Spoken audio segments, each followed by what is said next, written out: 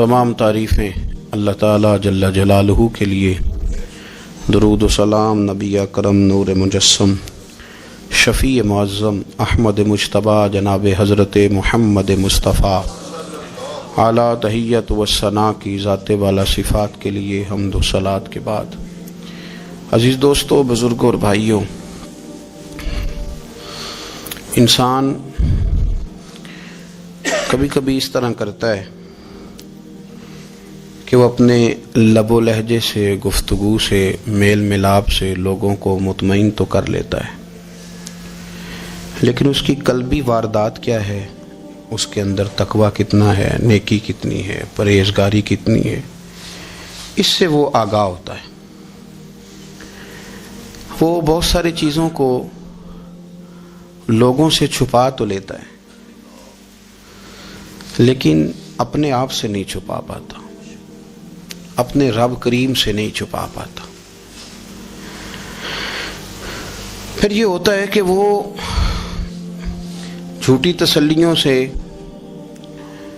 اور اپنے نفس کی جھوٹی دلیلوں سے اپنے آپ کو راضی کرتے کرتے اس مقام پہ پہنچ جاتا ہے کہ وہ ٹوٹ کے بکھرنے کے قریب آ جاتا ہے۔ اسلام ایمان کی، عقیدے کی، روحانیت کی بات کرتا ہے، اور یہ ساری چیزیں انسان کے دل کے ساتھ تعلق رکھتی ہیں۔ دنیا میں بہت سارے لوگ ایسے ہیں جو کسی وجہ سے اپنا دین ظاہر نہیں کر سکے، بتا نہیں سکے، لیکن ان کے اندر ایمان تھا، تو رب کریم قیامت کے دن انہیں ایمانداروں کے ساتھ ہی کھڑا کرے گا، حالانکہ وہ بتا نہیں سکے، سکھا نہیں سکے، اللہ تعالیٰ انہیں ایمانداروں کے ساتھ ہی کھڑا فرمائے گا۔ تو یاد رکھنے کی بات یہ ہے، سمجھنے کی بات یہ ہے کہ اپنی قلبی واردات پر، اپنے دل پر، اپنے باطن کی کیفیات پر نظر رکھی جائے، اور جتنی کمزوریاں اور کوتاہیاں ہیں ان سے اپنے آپ کو بچایا جائے، اور بہت ساری ایسی چیزیں جو نقصان کا باعث ہیں، ہم کہہ کے اپنے آپ کو مطمئن تو کر رہے ہیں لیکن ہمارے دل کو، روح کو نقصان دے رہی ہیں، ان سے بچا جائے۔ قرآن حکیم فرقان حمید نے ارشاد فرمایا، سورہ ملک کے اندر فرمایا، وَأَسِرُّوا قَوْلَكُمْ، تم کوئی بات چھپا کے کرو، اَوْ اجْهَرُوا بِهِ، یا اعلانیہ کرو۔ اگر سمجھنے کے لیے انسان کو کوئی چیز درکار ہو نا، تو میرا خیال ہے کہ یہ آیہ کریمہ کافی ہو جائے اس کے لیے۔ فرمایا وَأَسِرُّوا قَوْلَكُمْ، تم کوئی بات بڑی چھپا کے کرو، اَوْ اجْهَرُوا بِهِ، یا اعلانیہ کرو، یہ سمجھ لو، اس پر غور کر لو کہ اِنَّهُ عَلِيمٌ بِذَاتِ الصُّدُورِ، رب تو دلوں کے حال جاننے والا ہے۔ تم اعلانیہ کرو یا چھپا کے کرو، وہ تو جانتا ہے، علیم بذات الصدور، وہ تو دلوں کے حال جاننے والا ہے۔ تم بے شک اونچا کرو، بے شک آہستہ بولو۔ آیت نازل کب ہوئی؟ شان نزول بھی بڑا انوکھا ہے۔ مشرکین مکہ رسول کریم صلی اللہ علیہ وسلم کے بارے میں معاذ اللہ باتیں کرتے تھے، تو حضور اللہ کے دیے ہوئے علم سے انہیں جان لیا کرتے تھے۔ ایک دن وہ باتیں کر رہے تھے، تو باتیں کرتے کرتے نا مشرکین مکہ نے عجیب بات کر دی، نادان تھے نا، جانتے نہیں تھے، عجیب بات کر دی، کہنے لگے آہستہ بولو، کہیں محمد صلی اللہ علیہ وسلم کا رب سن نہ لے، آہستہ بولو، اونچی بات نہ کرو، کہیں مصطفیٰ کریم علیہ السلام کا خدا سن نہ لے۔ تو اللہ نے آیت نازل کر دی، فرمایا نادانو وَأَسِرُّوا قَوْلَكُمْ، اب اجْهَرُوا بھی، آہستہ بولو یا اونچا بولو۔ اور شارحین نے، مفسرین نے لکھا ہے نہ بھی بولو، آہستہ بولو یا اونچا بولو، یا بے شک تم کوئی بات زبان سے ادا نہ بھی کرو، انہو علیم بذات الصدور، رب تو تمہارے دلوں کے حال جاننے والا ہے، اسے تو پتہ ہے تم نے سینے میں کیا چھپایا ہے، حسد چھپایا ہے کہ رشک چھپایا ہے، عداوت چھپائی ہے کہ محبت چھپائی ہے، اسے تو پتہ ہے، اسے خبر ہے، اس لیے کہ وہ نظر ہی تمہارے دل پہ رکھتا ہے، اسے پتہ ہے تمہارے اندر کیا ہے۔ ہم لوگوں نے نا اپنی سارے معاملات دنیا داروں سے، لوگوں سے، یاروں سے، دوستوں سے وابستہ کر لیے۔ ہمیں تعریف بھی بندوں سے چاہیے، ہمیں اچھے ہونے کا جو ڈگری ہے وہ بھی بندوں سے چاہیے. ہم بندے بڑے نیک ہیں، یہ بھی لوگ کہیں تو پھر ہم مطمئن ہیں. ہم صحیح راستے پہ چل رہے ہیں، یہ سند بھی بندوں سے چاہیے. ہر بات پر اعتماد خلق، ہر وقت لوگوں پر ہی دھیان، لوگوں پر ہی توجہ، لوگوں کے معاملات ہی ڈسکس کرنا. بھئی یہ تو تیرے ذمہ ہی نہیں. تجھے تو کہا گیا ہے کہ وَمَن يَتَوَكَّلْ عَلَى اللَّهِ، تو اپنے رب کی ذات پر بھروسہ کر، فَهُوَ حَسْبُهُ، وہ تیرے لیے دنیا میں بھی کافی ہو جائے گا، آخرت میں بھی کافی ہو جائے گا. وہ تیرے لیے کافی ہے تیرا رب رسول. تو اللہ رسول کی جانب توجہ کر. ہماری ساری معاملات بندوں کے ساتھ مطلب فلانے کو کیا مل رہا ہے، فلانا کدھر جا رہا ہے، فلانے کے پیسوں پہ میرا کتنا حق ہے، فلانا آگے نکل گیا، فلاں پیچھے رہ گیا، فلاں نے محبت سے نہیں دیکھا، فلاں نے یہ کر دیا. ساتھ چھوڑیں، یہ تو ہر وقت تو ذکر آپ کو اللہ کا کرنا تھا. یا ایھا الذین آمنوا اذکروا اللہ ذکرا کثیرا وسبحوہ بکرۃ واصیلا. یہ جو آپ ہر وقت بندے کر رہے ہیں، یہ تو آپ کو حکم ہی نہیں ہے. آپ نے تو ہر وقت اللہ اللہ کرنی تھی. تو جو کام کرنے کا تھا وہ چھوڑ دیا، جو نہیں کرنا چاہیے تھا اس پہ بحث شروع کر دی. پھر دل کے اندر مد و جزر خراب ہوتے ہیں، قلبی واردات بگڑ جاتی ہے، حسد پیدا ہوتا ہے، انسان کو لالچ پیدا ہوتا ہے، انسان حریص ہو جاتا ہے، انسان لوگوں سے عداوتیں پال لیتا ہے. کبھی ایسا کام نہ کرے. شہد بڑا میٹھا ہوتا ہے. عرب کے اندر ایک درخت پایا جاتا تھا، ایلوا اس کو کہتے تھے. اس طرح ہمارے ہاں نیم نہیں ہوتی، کڑوا ترین اس کا ذائقہ ہوتا ہے. اور آپ کچھ دیر اس کو پانی میں ڈال دیں تو پانی بھی سارا کڑوا ہو جاتا ہے، چونکہ اس کے خمیر میں رب کریم نے کرواہٹ رکھی ہے. اور حکمت ہے، اس کرواہٹ کا بھی اپنی جگہ فائدہ ہے. لیکن حضور سید عالم صلی اللہ علیہ وسلم نے ایک مثال بیان فرمائی، اور وہ بڑی سمجھنے کی ہے. حضور مثالیں دیتے تھے تو کمال ہو جاتی تھی. بڑے سے بڑا ان پڑھ بندہ بھی اس کی روح تک بات اتر جاتی تھی. کریم محبوب علیہ السلام فرمانے لگے کہ اگر ایلوا درخت کے کچھ ٹکڑے شہد میں ڈال دیے جائیں نا تو شہد سے زیادہ میٹھی چیز کوئی نہیں ہوتی. تو حضور فرماتے ہیں کہ وہ ایلوا کا درخت جو ہے وہ شہد کو بھی بگاڑ دیتا ہے، اس میں کرواہٹ پیدا کر دیتا ہے. حالانکہ وہ بڑا میٹھا تھا، اپنی جگہ اس کی مٹھاس میں کوئی کسی قسم کی کمی نہیں تھی، لیکن وہ ایلوا کے درخت نے اسے بگاڑ دیا. اللہ کے محبوب فرماتے ہیں جس طرح ایلوا کا درخت شہد کو تباہ کر دیتا ہے نا، اس طرح حسد آدمی کے ایمان کو تباہ کر دیتا ہے. ایمان بڑی میٹھی چیز ہے، بڑی حسین چیز ہے، لیکن جب حسد آ گیا نا، حسد ہے کیا؟ حسد بندوں سے نہیں ہوتا، یہ سمجھ لیں. حسد کا مطلب، حسد کی لغوی تعریف یہ ہے کہ یہ سمجھ لینا کہ یا اللہ اسے نہیں دینا چاہیے تھا، مجھے دینا چاہیے تھا. یہ تعریف ہے. تو حسد ہوتا کس سے؟ حسد دراصل بندے پہ نہیں کیا جاتا. حسد کا معنی یہ ہے کہ آپ اللہ کی تقسیم پر اعتراض کر رہے ہیں. آپ کا کہنا یہ ہے کہ یا اللہ یہ تقسیم ٹھیک نہیں ہوئی، معاذ اللہ یہ ادھر چلا گیا، یہ تو ادھر آنے والی چیز تھی. تو یہ آپ نے ڈائریکٹ جو مقابلہ شروع کیا، معاذ اللہ یہ تو آپ نے اللہ کی تقسیم کے ساتھ شروع کر دی. تو پھر دل میں بگاڑ آتا ہے، پھر انسان ٹوٹ پھوٹ کا شکار ہوتا ہے، پھر وہ کمزور پڑ جاتا ہے، پھر وہ ایسی باتیں کرتا ہے جو اس کے منصب کے مطابق نہیں ہوتی، کچی بات کرتا ہے، کمزور بات. اللہ بہتر جانتے ہیں کون سی چیز اس نے کہاں رکھنی ہے. رب کی حکمت پر اور اس کی دی ہوئی توفیق پر راضی رہنا ایمان کا تقاضا ہے. لیکن ہمیں تو چاہیے تقسیم اپنی مرضی کی. ادھر کیوں چلا گیا، ادھر آنا چاہیے تھا. بھئی آپ کو یہ کس نے حق دیا ہے؟ مالک نے جو چاہا، جب چاہا، جہاں چاہا اپنے فضل سے عطا فرمایا. حسد، اور پھر اس کے اگر کوئی حسد نہیں کرتا تو لالچ شروع کر دیتا ہے. وہ کہتا ہے کہ یہ جو اس کا مال ہے اس میں میرا بھی حق تھا، یہ تو مجھے ملنا چاہیے تھا. آپ یقین کریں کہ بندے بندوں سے کم پیار کرتے ہیں، جیبوں سے زیادہ پیار کرتے ہیں.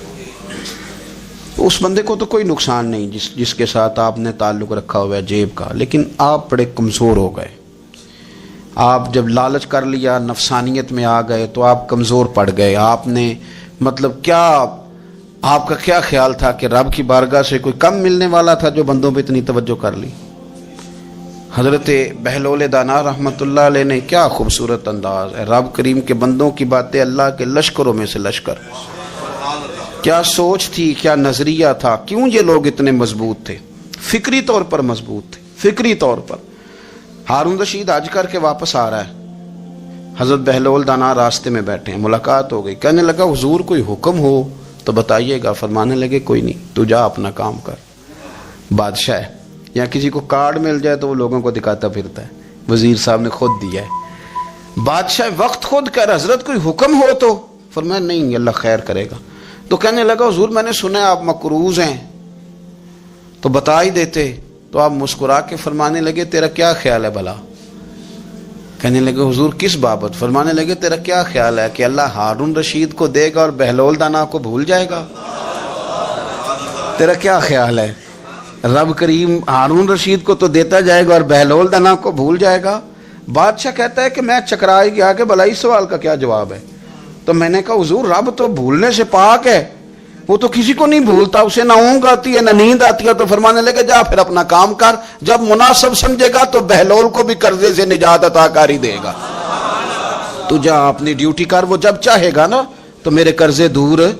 تو کیا سمجھتا ہے کہ تجھے یاد رکھے گا مجھے بھول جائے گا؟ یہ کیسے ہو سکتا ہے؟ اور یار ادھر دیکھ میری بات سن، او بھائی وہ تیرا میرا رب ہے، یہ ہو سکتا ہے کہ امیروں کو دے دے اور تیرے جیسے میرے جیسے غریبوں کو وہ بھول جائے؟ یہ ہو سکتا ہے؟ تو کیوں لوگوں کی جیبوں پہ توجہ، لوگوں کی جیبوں پہ نظریں، فلانے کے پاس آ گیا تو میں رہ گیا، مطلب کس لیے؟ ہمارا رب کسی کو بھولتا نہیں ہے، کسی شخص کو وہ میرا مالک اپنے فضل سے نظر انداز نہیں کرتا، وہ سب کو نوازتا ہے، لیکن اس کی حکمت کے تقاضوں کا انتظار کرنا مسلمان کی شان ہے۔ کبھی کسی حسد میں کبھی کرنا ہو تو رشک کریں، مزہ آئے گا۔ اور یہ رشک کرنے کا نا، رشک کا معنی کیا ہے؟ حسد کا معنی یا اللہ اسے نہیں دینا چاہیے تھا، مجھے دینا چاہیے تھا، اور رشک کا معنی یا اللہ تو نے دیا ہے، کیا بات ہے، اسے دیا تو کیا بات، اگر تو نے دیا تو مالک جچا بھی ہے، اگر تو نے دیا ہے تو نظر بھی آیا ہے، اگر تو نے دیا ہے تو پھر کیا بات ہے، کمال ہو گئی، وہ نظر آ رہا ہے۔ اور یا اللہ اسے دیا ہے تو میں بھی تیرا بندہ ہوں، اسے بھی اور دے اور مجھے بھی عطا فرما۔ یہ رشک ہے۔ رشک کا نا حضور نے حکم دیا ہے، نبی پاک نے رشک کا۔ ہمارا یہ مسئلہ ہے کہ ہم نا جو کرنے والا کام ہے وہ نہیں کرتے، رشک کریں۔ بخاری مسلم میں حدیث ہے، نبی پاک صلی اللہ علیہ وسلم نے فرمایا دو بندوں پر رشک کرو۔ کہو کیا بات؟ رشک کرو دو بندوں۔ یا رسول اللہ کون کون سے؟ فرمایا ایک وہ مالدار جسے اللہ دولت دے اور وہ صبح بھی رب کے رستے میں خیرات کرے اور شام بھی رب کے رستے میں خیرات کرے، یہ قابل رشک ہے۔ کہو تیری کیا بات ہے بھائی، کیا تجھے اللہ نے نوازا ہے، اور اس پر رشک کرو، کو یا اللہ اسے اور دے تاکہ یہ تیرے بندوں پہ اور اثار کرے اور تیرے بندوں پہ سخاوت کرے، اور اللہ اس کے فعل تصدق ہمیں بھی عطا فرما۔ اور حضور فرماتے ہیں ایک مالدار پر جو صبح و شام سخاوت کرے، اور ایک اس عالم پر جسے اللہ قرآن کا علم دے، وہ صبح بھی لوگوں کو قرآن مجید کے ترجمے، تفسیریں، قرآن کے درس سکھائے، اور شام بھی لوگوں کو قرآن مجید کے درس عطا فرمائے۔ اس پر رشک کرو، کہو کیا بات ہے یار تیری، تجھے اللہ نے کتنا نوازا۔ قابل رشک لوگوں پر رشک کرو، ان کی تعریف کرو، ان کے لیے اچھے کلمات ادا کرو۔ معاشرے میں حسد پرموٹ ہوا ہے، اگر کبھی رشک پرموٹ ہوتا نا تو عزتیں بڑھ جاتی، محبتیں بڑھ جاتی، خلوص میں اضافہ ہوتا، لوگ ایک دوسرے کے قریب آتے۔ ہم نے کسی فضیلت والے کی فضیلت کو تسلیم کرنے سے انکار کر دیا، ہم نے کسی بڑائی والے کی بڑائی کو تسلیم کرنے سے انکار کر دیا، ہم نے حسد کیا، ہم نے لالچ کیا، ہم حریص ہوئے۔ اس کا نقصان یہ ہوا کہ لوگ ایک دوسرے کے پاس رہتے ہوئے پاس نہیں رہتے، ایک دوسرے کے ساتھ وقت گزار رہے ہوتے ہیں لیکن ان کے بارے میں رویے ان کے سخت ہوتے ہیں، لب و لہجہ تلخ ہوتا ہے، جب وہ کسی کے بارے میں بے لاگ تبصرہ پوچھا جائے تو غلط باتیں کریں۔ رشک کریں، دیکھیں نا حضرت ابو بکر صدیق رضی اللہ، حضرت عمر فاروق رضی اللہ، ساری زندگی دوڑ لگی رہی۔ حضرت عمر کہتے میں نے ساری زندگی دوڑ لگائی ہے کہ ابو بکر سے آگے گزر جائیں، لیکن یہ دوڑ حسد والی نہیں، یہ رشک والی۔ فرماتے میرا دل کرتا تھا کہ میں نیکیوں میں ابو بکر سے آگے گزر جاؤں، حضور کے عشق میں ابو بکر سے آگے گزر جاؤں، نبی پاک علیہ السلام کی اولاد کی محبت میں ابو بکر سے آگے گزر جاؤں، میں نا خیر کے کاموں میں آگے گزروں۔ کہتے میرا ساری زندگی رشک کا رشتہ رہا، یہ رشتہ شاندار ہے، اس پر عمل کریں، اس پر توجہ کریں۔ بجائے اس کے کہ یہ کہنا کہ استاد جی کا فلانے سے زیادہ پیار ہے، پیار کی وجوہات تلاش کر. مرشد فلانے پہ نظر رکھتے ہیں تو میرے بھائی وہ نوٹوں کی وجہ سے نظر نہیں رکھتے، تو وجہ تو تلاش کرنا، وجہ کیا ہے. تو اپنے آپ کو اس طرح کا بنا، تو اس طرح کی کیفیات پیدا کر اپنے اندر. ہم کیا کرتے ہیں کہ رشک کرنے کی بجائے حسد کرتے ہیں. حسد نہیں کریں، اپنے آپ کو سنواریں، وہ رشک کی وجہ سے آپ سنوار سکتے ہیں. نبی پاک علیہ السلام کی پیاری زوجہ ام المومنین سیدہ عائشہ صدیقہ، بڑی شان ہے اس خاتون کی، بڑی عظمت ہے ان راہوں کے صدقے جن رستوں سے سیدہ پاک کی سواریاں گزرا کرتی. کیا درجہ اللہ نے دیا ہے سیدہ عائشہ صدیقہ کو. کہتی ہیں حضور کا وصال میری گود میں ہوا ہے. اور مولا علی شیر خدا فرماتے ہیں میں نے حضور کو سب سے زیادہ عائشہ صدیقہ سے پیار کرتے ہوئے دیکھا. اور عائشہ صدیقہ رضی اللہ تعالیٰ عنہ فرماتی ہیں میں نے حضور کو سب سے زیادہ فاطمہ الزہرا سے پیار کرتے دیکھا. یہ الگ ماحول ہے ان کا آپس میں. تو حضرت عائشہ صدیقہ اتنا بڑا مقام، لیکن وہ فرماتی ہیں میں نے ساری زندگی سیدہ خدیجۃ الکبریٰ پہ رشک کیا. میں نے کہا کیا بات تھی اس خاتون کی جو وصال کر گئیں، لیکن شاید کو دن خالی جاتا ہو کہ مدینے والے ان کی وفاؤں کا ذکر نہ کرتے، شاید کوئی خالی دن جاتا. کہتی ہے میں نے اتنا قابل رشک ماحول نہیں دیکھا. ایک دن حضور گھر میں گوشت لائے اور مجھ سے فرمایا عائشہ گوشت پکاؤ. تو میں اسے صاف کرنے لگی تو حضور فرمانے لگے شوربہ ذرا زیادہ کرنا. میں نے عرض کی حضور کیا کچھ مہمان آئیں گے گھر میں؟ تو فرمایا نہیں عائشہ، مدینہ منورہ میں نا مجھے پتہ چلا ہے خدیجۃ الکبریٰ کی کچھ سہیلیاں آئی ہیں، تو شوربہ بنا، میں انہیں پہنچاؤں گا. خدیجہ کی سہیلیوں کو شوربہ زیادہ پکا ذرا. تو حضرت عائشہ صدیقہ کہتی ہے میں نے بڑے نرم لب و لہجے میں بڑی بنا سوار کے مسجع مکفہ چن کے جملے بات کی. میں نے عرض کی حضور سنا ہے وہ آپ سے 15 سال عمر میں بڑی تھی، نکاح بھی پہلے ہو چکا تھا، اور بتاتے ہیں لوگ کہ بظاہر کوئی حسن و جمال بھی اس ماحول کا نہیں تھا. حضور اللہ نے آپ کو جوان اور خوبصورت بیویاں دی ہیں، پر میں جب بھی سنتی ہوں جناب خدیجہ کا ذکر ہی سنتی ہوں. میں نے رشک کے انداز میں کہا. کہتی میں بات کہہ کے خاموش ہو گئی، اور جب میں نے نظر اٹھا کے دیکھا تو حضور کی آنکھوں میں آنسو. نبی پاک صلی اللہ علیہ وسلم کا یہ انداز دیکھا تو میں نے کہا حضور میں رب رسول کی بارگاہ میں توبہ کرتے ہیں، اب تو رو دیے. تو حضور فرمانے لگے عائشہ یہاں جو بھی آیا ہے نا وہ سکھوں اور آسانیوں کے دنوں میں آیا ہے، اور خدیجہ میری ان دنوں کی ساتھی تھی جو میرے تکلیف کے دن تھے، میری آزمائشوں کی، میری پریشانیوں کی میری ساتھی تھی. جب لوگ مجھے تکلیف دیتے تھے میں گھر جاتا تھا تو مجھے کہتی تھی حضور آپ تو صلہ رحمی کرتے ہیں، غریبوں کا بوجھ اٹھاتے ہیں، آپ تو لوگوں کے ساتھ محبت سے پیش آتے ہیں، حضور آپ پریشان نہ ہو، آپ کا رب آپ کو ہمیشہ عزتیں ہی عطا فرمائے گا. فرمایا وہ میری تکلیفوں کی اسے کیسے. میرے بھائی رشک کیا لوگوں نے ایک دوسرے پر، حسد نہیں کیا. ہم تو نا جی اپنی مرضی کے فیصلے کرتے کرتے پیچھے رہ گئے. ہم نے لوگوں کو پیچھے کرنے کا سوچا تھا لیکن ہم سب سے پیچھے رہ گئے. ہم نے سیاست اور سازش کی تھی کہ کچھ لوگوں کے دلوں پہ پیر رکھ کے میں اپنا قد اونچا کروں گا، کچھ کے سینوں پہ پیر رکھ کے، لیکن ایسا نہیں ہوتا، یہ ہوتا نہیں. آپ کسی کی جگہ نہیں لے سکتے اس لیے کہ رب نے سب کی جگہ اپنی اپنی بنائی ہوئی، سب کی جگہ. ہاں ایسا ضرور ہوتا ہے کہ کئی دفعہ نا ہم اپنے مقام کو گرا لیتے ہیں. وہ کسی نے کہا تھا کہ ایسا نہیں کہ تیری جگہ کوئی اور آ گیا، لیکن تیرا مقام بھی اب تیرا نہیں رہا. ہوتا یہ ہے کہ ہم نہ گرا لیتے ہیں اپنے آپ کو. اگر ہم رشک کا ماحول پیدا کریں، رشک کا، اور ہم کہیں کہ کیا بات ہے میں بھی سفر کروں گا، اس جانب جاؤں گا، بجائے یہ کہنا کہ فلاں آدمی بڑا آگے نکل گیا ہے، یہ کر کے نکل گیا ہے، وہ کر کے نکل گیا ہے، یہ کہنا کہ یار میں بھی رب کریم کی اس مدد کو تلاش کرتا ہوں جس کی برکت سے اللہ نے اس پر فضل فرمایا ہے. امام غزالی فرماتے ہیں 3 لوگوں میں حسد زیادہ ہوتا ہے، بغض زیادہ پیدا کر لیتے ہیں. اب چونکہ مضمون ہے تو ساری بات کھل کے ہی کرنی پڑے گی نا. فرماتے ہیں 3 لوگوں میں حسد، بڑے عہدے والوں میں حسد زیادہ ہوتا ہے. یعنی صوبائی وزیر کہتا ہے کہ حق میرا ویسے وفاقی وزیر کا تھا، اور وفاقی وزیر کہتا ہے کہ جتنا میرا تجربہ ہے نا مجھے بنایا وزیر اعظم ہی جاتا تو بات ٹھیک تھی. حسد زیادہ، بڑے عہدے والوں میں حسد. اور امام غزالی فرماتے ہیں مالداروں میں حسد زیادہ ہوتا ہے. غریب نے غریب سے کیا جلنا ہے؟ جلنے کو شے ہی کوئی نہیں، کس سے جلیں گے؟ تو غریب تو بیچارہ 4 روٹیاں ہوتی ہیں تو کہتا ہے چلو ٹھیک ہے آ جاؤ، دونوں مل کے بیٹھ جاتے ہیں۔ غریبوں کے دوست بھی غریب، امیر حسد کرتے ہیں، وہ سودے پہ سودا کرتے ہیں، وہ ایک دوسرے کی کمزوریاں بیان کرتے ہیں۔ میں نے گاہکوں کو نفع لیتے دیکھا ہے، فلانے سے مال لیتے تھے جی، اس نے بڑا تنگ کیا، تو کہتا ہے اسی طرح کا تو مجھ سے خریدا کر۔ لوگ استعمال کر جاتے ہیں، وجہ بیچ میں کیا ہوتی ہے؟ حسد، عداوت، خرابی ہوتی۔ اور تیسری بات امام غزالی نے شاید میرے لیے کہی ہے، امام غزالی فرماتے ہیں علماء میں حسد بڑا ہوتا ہے، عہدیداروں میں، مالداروں میں اور علم والے لوگوں میں۔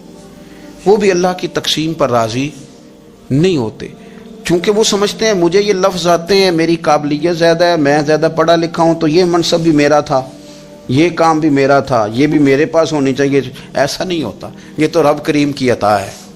میں کئی دفعہ کہہ چکا ہوں کہ کام لینے پہ آئے تو میرے جیسے بیکار آدمی سے کام لے لے، یہ اس کی عطا ہے۔ اب ہمیں کرنا کیا ہے؟ ہمیں اس کی تقسیم پر راضی رہنا ہے، اس کی تقسیم پر قربان جائیں۔ رسول پاک علیہ السلام سے صحابی نے پوچھا حضور عزت کیا ہے؟ فرمایا جو رب نے تجھے دیا اس پہ راضی ہو جا، اللہ عزت عطا کر دے گا۔ قناعت کر، جو اللہ نے تجھے دیا اس پر قناعت کر، اللہ تجھے عزت دے دے گا۔ حضور ذلت کیا ہے؟ فرمایا لوگوں سے لالچ نہ رکھنا، تو ذلیل ہو جائے گا، لالچ نہ کر۔ تیزی کے ساتھ پروموٹ ہوتی ہیں چیزیں، ہمیں سازش کرنی آتی ہے، ہمارا خیال ہوتا ہے کہ میں نے دوسروں کے پیسوں پہ کاروبار کرنا ہے، ہمارا خیال ہوتا ہے کہ پالٹی ڈال کے روٹی کھانی ہے، ہمارا خیال ہوتا ہے کہ کسی بندے کو کس طرح استعمال کرنا ہے۔ یاد رکھ لینا، کبھی بات نہ بھولنا، جو لوگوں کو استعمال کرنا چاہتا ہے وہ ساری زندگی استعمال ہوتا رہتا ہے۔ جو کسی شخص کو کسی مقام پر رسوا کرنا چاہتا ہے اپنی عزت بچا نہیں پاتا۔ جو آدمی لوگوں کو حقیر جانتا ہے اللہ اسے کبھی عزتیں عطا نہیں کرتا، وہ گڑھوں کے اندر گرتا چلا جاتا ہے۔ یاد رکھیں جو عزتیں دینی شروع کر دے رب اسے باعزت بنا دیتا ہے، جو پیار کرنا شروع کر دے معاشرے میں لوگ اس سے پیار کرنے لگ جاتے۔ جو کسی دیکھیں اگر ہم وہاں سے مانگے جہاں سے سب کو ملتا ہے تو پھر بندوں پر اتنی نظر رکھنے کی ضرورت باقی رہتی نہیں ہے۔ ادھر دیکھیں رشک کریں گے تو لالچ سے بھی بچیں گے، حسد سے بھی بچیں گے۔ بخاری مسلم میں حدیث ہے، حضرت ابو ہریرہ رضی اللہ تعالیٰ عنہ کہتے ہیں ہم حضور کی بارگاہ میں حاضر تھے تو کچھ غریب لوگ حاضر ہوئے، غربا۔ انہوں نے عرض کی یا رسول اللہ صلی اللہ علیہ وسلم ایک گزارش کرنے آئے۔ حضور نے فرمایا کہو۔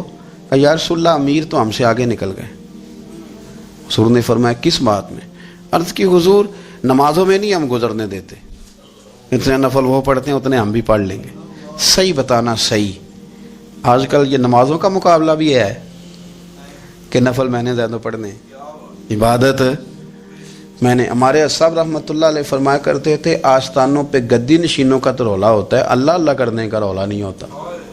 یہ تو شور ہوتا ہے کہ سجادہ میں ہوں سجادہ، اور سب نے کوئی نہ کوئی کہانی سنائی ہوتی، کہتے نہیں ابا جی مجھے کہہ گئے تھے کان میں، دوسرا کہتا نہیں مجھے لکھ کے دے گئے تھے، تیسرا کہتا تمہیں تو پتہ ہی نہیں، تم تھے ہی نہیں، عمرے پہ تو میرے ساتھ گئے تھے، جو میرے ساتھ ان کا معاہدہ ہوا وہ خانہ کعبہ میں ہوا ہے، لہذا میرا پہلا نمبر ہے۔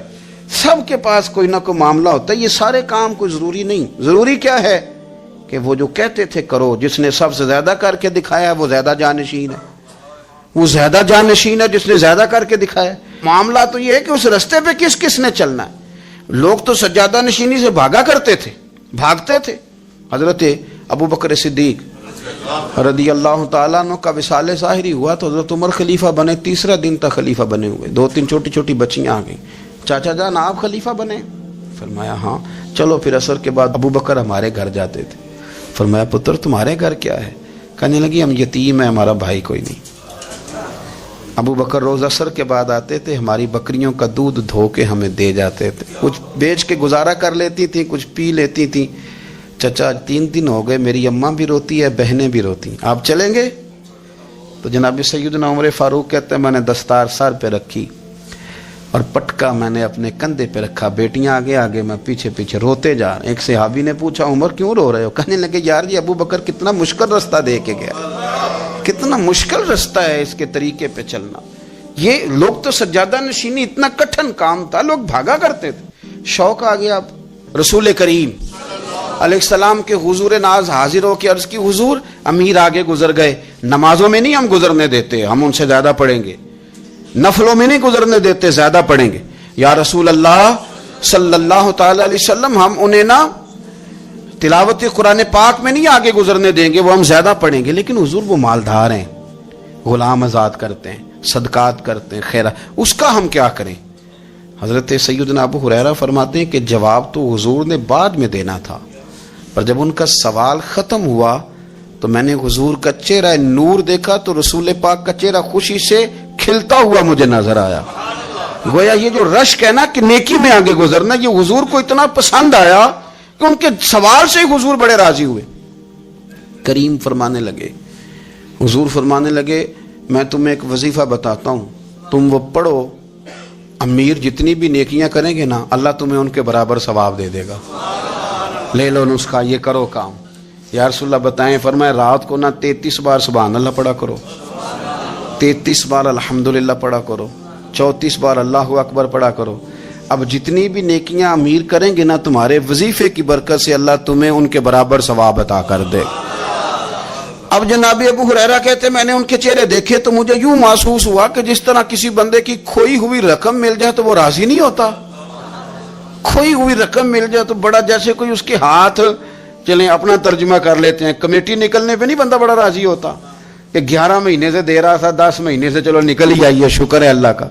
बड़ा खुश होता है बंदा, बड़ा राजी होता है। इस तरह उन लोगों के चेहरे खिल उठे, क्या बात है हुजूर, बस अब नहीं हम गुजरने देते। घर चले गए, वजीफे पढ़ने लगे। कुछ दिनों के बाद उनमें से कुछ लोग वापस आए।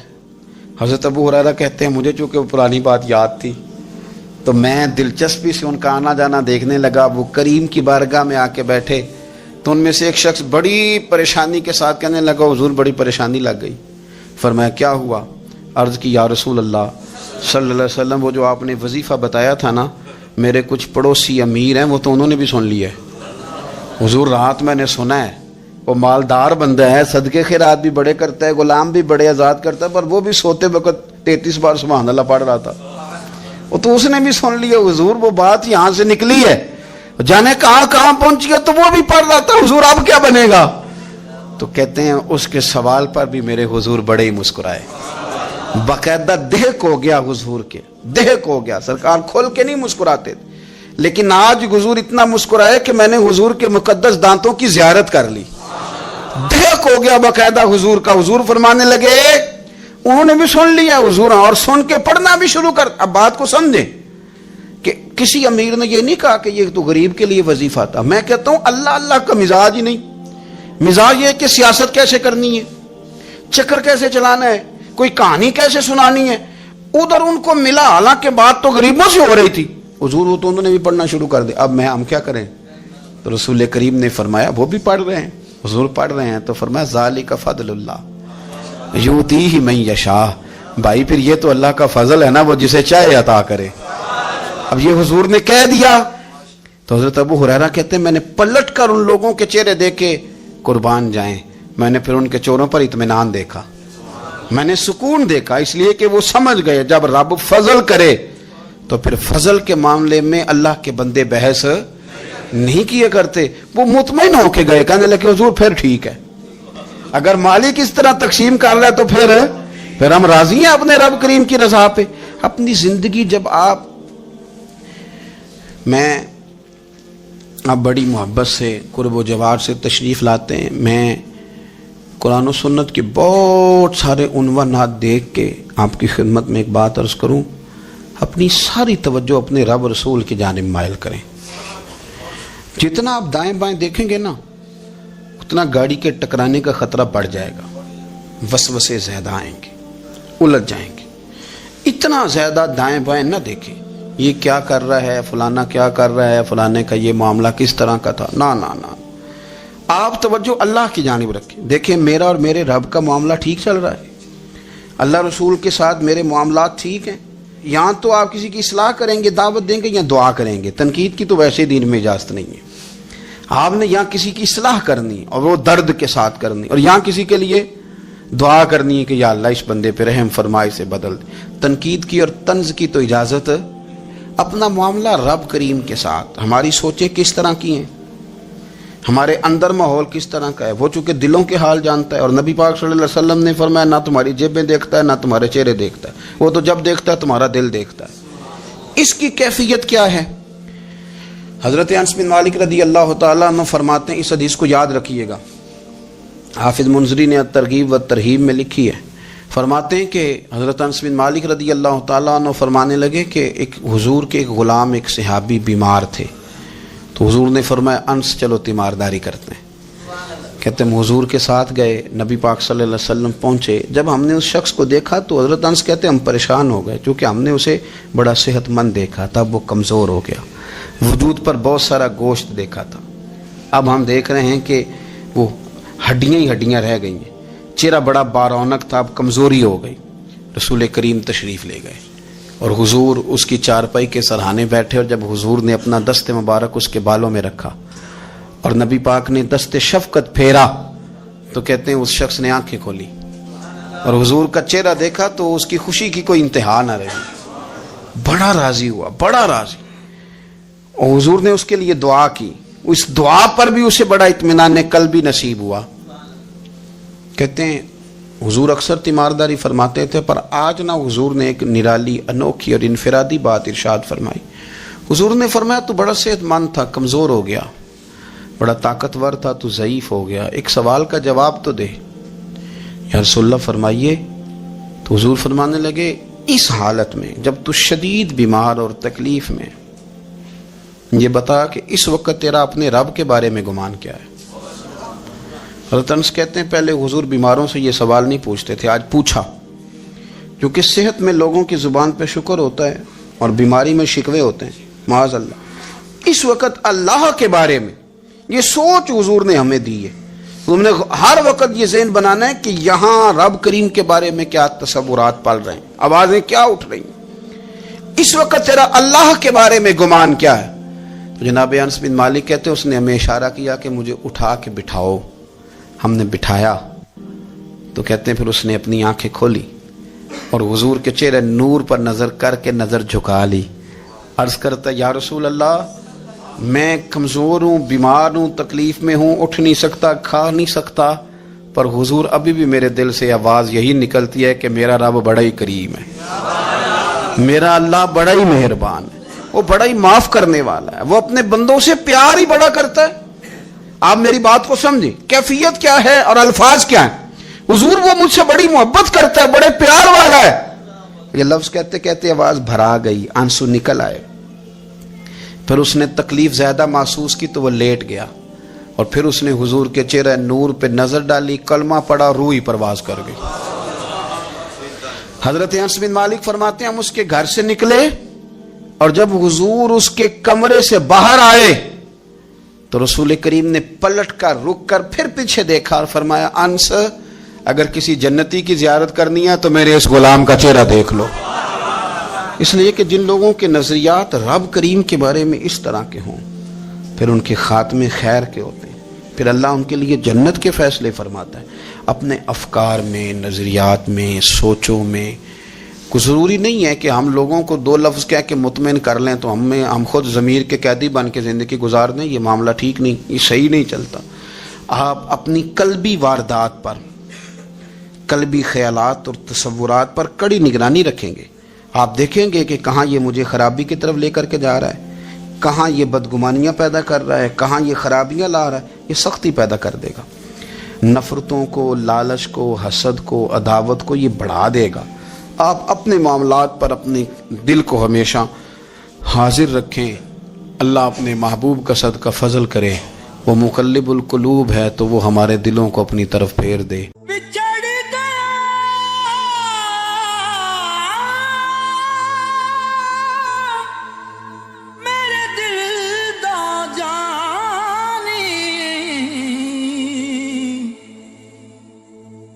میں ککھوں وانگر رل گئی، پھلاں نال نازک جندڑی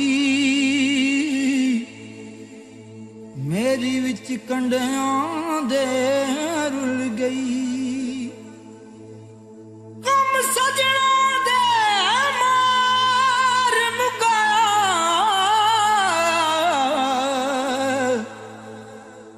ਤੇ ਮੈਂ ਅਥਰੂ ਬਣ ਕੇ ਡੁੱਲ ਗਈ।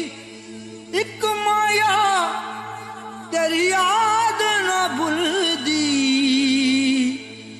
ਬਾਕੀ ਹਰ ਸ਼ੈ ਜਗ ਦੀ ਭੁੱਲ ਗਈ।